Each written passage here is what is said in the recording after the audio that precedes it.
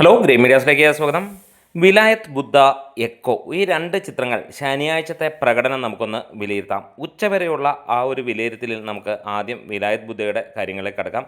അതിനു മുന്നോടിയായി channel subscribe ചെയ്യുന്ന കാര്യം ഒന്ന് പരിഗണിക്കണം.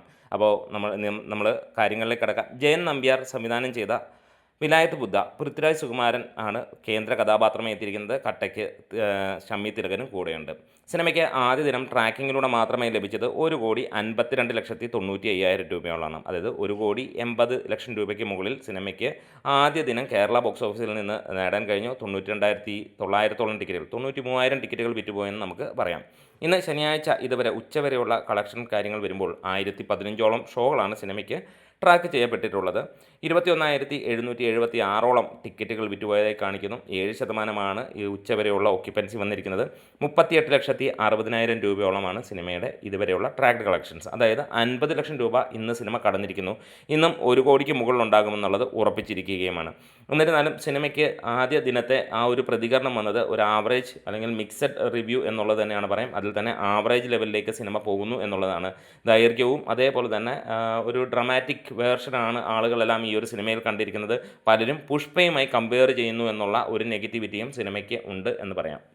എന്താണ് സച്ചി സാറ് ചെയ്യേണ്ട ഈ ഒരു സിനിമ ജയൻ നമ്പ്യാർ ചെയ്തപ്പോൾ അതിനൊപ്പം എത്തിയില്ലെങ്കിൽ പോലും സിനിമയ്ക്ക് മികവ് എന്ന് തന്നെയാണ് ആളുകൾ പറയുന്നത്. ഇനി നേരെ എക്കോയുടെ കാര്യങ്ങളിലേക്ക് വരാം. അധികമാരും പ്രതീക്ഷിക്കാത്ത ചിത്രമെന്ന് വേണമെങ്കിൽ പറയാം. കാരണം പൃഥ്വിരാജ് സിനിമയ്ക്ക് മുമ്പിൽ എക്കോ അത്ര വലിയ സംഭവമൊന്നുമല്ല. ദിൻജിത്ത് അയ്യത്താൻ സംവിധാനം ചെയ്ത ഈ ഒരു ചിത്രം സന്ദീപ് പ്രദീപാണ് ഇതിനകത്ത് നായകനായി എത്തിയിരിക്കുന്നത്.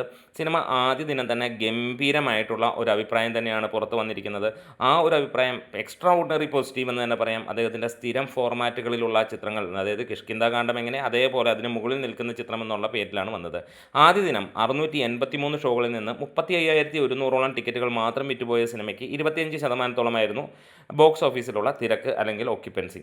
58,12,000 രൂപ, അതായത് ഏറെക്കുറെ ഒരു 85 ലക്ഷം രൂപയോളമാണ് സിനിമയ്ക്ക് കേരള ബോക്സ് ഓഫീസിൽ നിന്ന് നേടാൻ കഴിഞ്ഞുള്ളൂ. പക്ഷേ രണ്ടാം ദിവസമായ ശനിയാഴ്ചത്തെ കളക്ഷനിലേക്ക് നമ്മൾ ഇന്ന് നോക്കുകയാണെങ്കിൽ 813ഓളം ഷോകളാണ് സിനിമയുടെ ഇതുവരെ ഉച്ചയ്ക്ക് 1 മണിക്ക് മുമ്പ് വരെ ട്രാക്ക് ചെയ്തിരിക്കുന്നത്. 40,000-ന് മുകളിലുള്ള ടിക്കറ്റുകൾ ഇതിനോടകം വിറ്റുപോയിരിക്കുന്നു. ഉച്ചയ്ക്ക് വരെ 23% മുകളിലുള്ള ഓക്യുപ്പൻസി വന്നപ്പോൾ സിനിമയ്ക്ക് 70 ലക്ഷം രൂപയാണ് ട്രാക്കിങ്ങിലൂടെ നടന്നിരിക്കുന്നത്. അതായത് സിനിമ 1 കോടി ഉച്ചയ്ക്ക് മുമ്പ് തന്നെ നേടിയിരിക്കുന്നു. ഇന്ന് 2.5 കോടി തൊട്ട് 3 കോടിയിലേക്ക് എത്തുമെന്നുള്ള പ്രതീക്ഷ തന്നെയാണ്. എങ്ങും ഹെവി പോസിറ്റീവ് തന്നെയാണ് സിനിമയ്ക്ക് വന്നതുകൊണ്ട് തന്നെ വലിയ രീതിയിലുള്ള തിരക്കും ഒപ്പം ഇനി തിയേറ്ററുകൾ കൂട്ടുമെന്നുള്ള കാര്യങ്ങളുമൊക്കെയാണ് കേൾക്കുന്നത്. അപ്പം നിങ്ങൾ ഈ സിനിമ രണ്ടും കണ്ടവരാണെങ്കിൽ ഒന്ന് കമൻസിലൂടെ പറയാം. അതല്ല എക്കോ കണ്ടിട്ടില്ലെങ്കിൽ അത് കാണാൻ പ്ലാൻ ഉണ്ടെങ്കിൽ അതൊക്കെ ഒന്ന് പറയാം. എന്തായാലും അതിമനോഹരമായ ചിത്രം എന്നുള്ളത് തന്നെയാണ് പേര് വന്നിരിക്കുന്നത്. നമ്മുടെ വീഡിയോസ് ഇഷ്ടമായ സപ്പോർട്ട് ചെയ്ത് തരണം ഗ്രീൻ മീഡിയാസ്.